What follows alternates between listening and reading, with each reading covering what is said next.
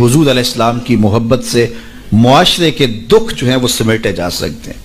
آقا کریم علیہ السلام نے محبت سے ہی معاشرت کو جو ہے وہ اپنے قریب کیا اور لوگ ایمان کی دولت سے مالا مال ہو گئے۔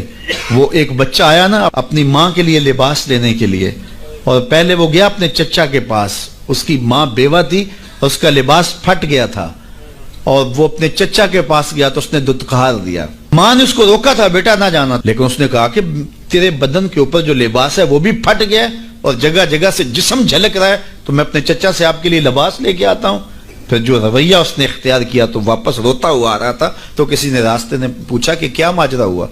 اس نے کہا چچا کے پاس گیا تھا ماں کے لیے لباس لینے، اس نے رلا کے بھیج دیا۔ اللہ اکبر۔ تو اس نے کہا کہ جا سین حرم میں محمد نام کا ایک شخص بیٹھا ہوا ہے، اگر تو اپنا دکھڑا اس کے سامنے پیش کرے تو وہ امید ہے تمہیں رد نہیں کریں گے، لیکن سن لے ان کا دین کوئی اور ہے۔ اللہ اکبر۔ اپنے ماں کے پاس آیا تو ماں کو کہا کہ چچا نے رلا کے بھیج دیا، لیکن آپ کی حالت مجھ سے دیکھی نہیں جا رہی۔ بچہ ابھی شعور کی منزلوں میں قدم رکھ رہا تھا، پہلے بہت چھوٹا تھا، اب اس کے اندر ایک جذبات تھے بچے کے اندر۔ تو ماں نے کہا کہ بیٹا نہیں ان کے پاس نہیں جانا، سنا ہے کہ جو ان سے ملے دین دھرم چھین لیتے ہیں اس کا۔ اللہ اکبر۔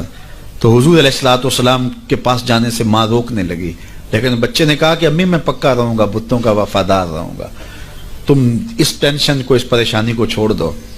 اور حضور کی خدمت میں حاضر ہوا۔ حضور صحن حرم میں چادر اوڑے بیٹھے ہوئے تھے اور جا کے کہنے لگا میں پہلے بات آپ سے کر لیتا ہوں، آپ کا دین میں نے قبول نہیں کرنا۔ حضور مسکرا کے بولے بیٹا بتاؤ کس لیے آئے ہو؟ کہا میری ماں بے لباس ہے، میں آپ سے لباس لینے آیا۔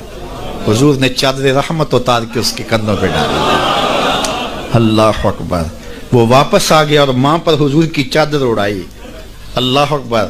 اور ماں نے کہا کہ بیٹے اس نے اپنا دین تو نہیں تجھے دیا؟ کہا نہ میں نے پہلے کہہ دیا تھا تیرے دین نہیں مانوں گا۔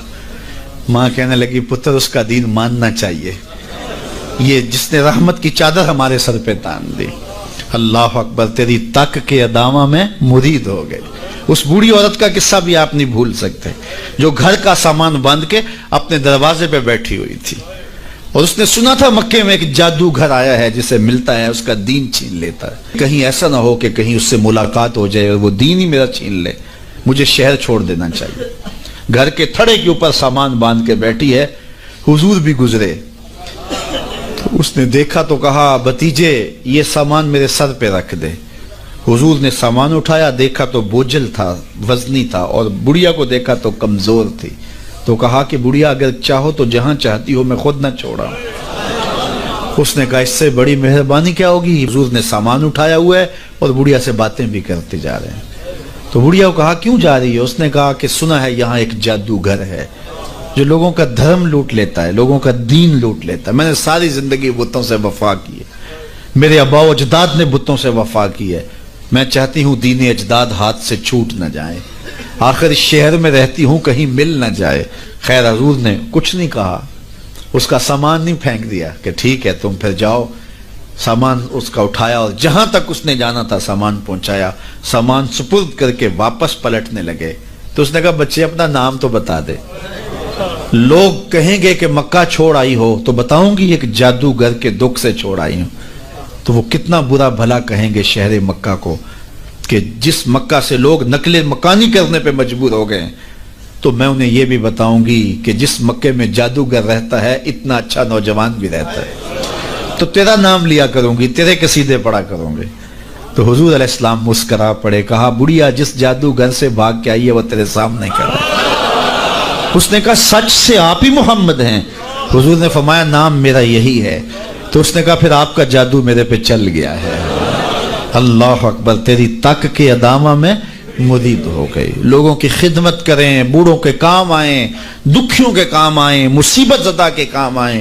حضور یتیم ہو کے یتیم پرور تھے، لاچاروں کی مدد کرتے، لوگوں کے گھروں میں پانی بھر کے دے دیتے، اور دکھیوں کے کام آ جاتے اور مصیبت زدوں کے کام آ جاتے۔ تو حضور سے پیار کرنے والوں، امت میں آپس میں حسد نہ پھیلاؤ، بغض نہ کرو، نفرتوں کے پہاڑ کھڑے نہ کرو، ایک دوسرے سے پیار کرو، جڑو، امت وحدہ بنے، اور اپنے ماحول کو، اپنی معاشرت کو ایک خوبصورت معاشرت کا رنگ دو، اور اپنی زندگی کو حضور کے نام کر